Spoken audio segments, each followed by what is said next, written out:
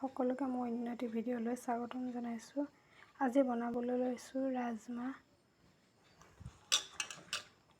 ৰাজমাহখিনি তিয়াই থৈছিলোঁ এঘণ্টামানৰ আগতে। ইয়াতে কাটি ল'লোঁ আলু আৰু অমিতা।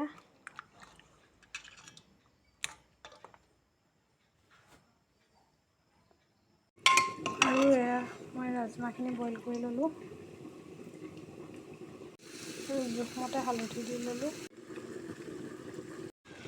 আৰু এতিয়া জোখমতে নিমখ দি ল'লোঁ আৰু মই এতিয়া ইয়াত অকণমান পানী দি ল'লোঁ আৰু এতিয়া মই ইয়াত দি দিছোঁ পনীৰ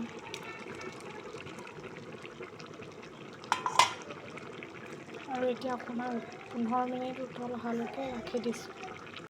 আৰু এয়া দেখিছেনে মোৰ ৰাজমাহ তৰকাৰী হৈ গৈছে। আপোনালোকে পনীৰখিনি ভাজিও দিব পাৰে।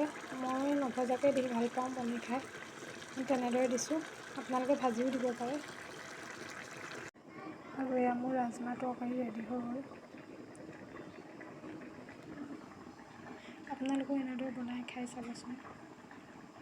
আৰু যদি মোৰ ভিডিঅ'টো ভাল লাগিল লাইক, শ্বেয়াৰ, কমেণ্ট, ছাবস্ক্ৰাইব কৰিবলৈ নাপাহৰিব।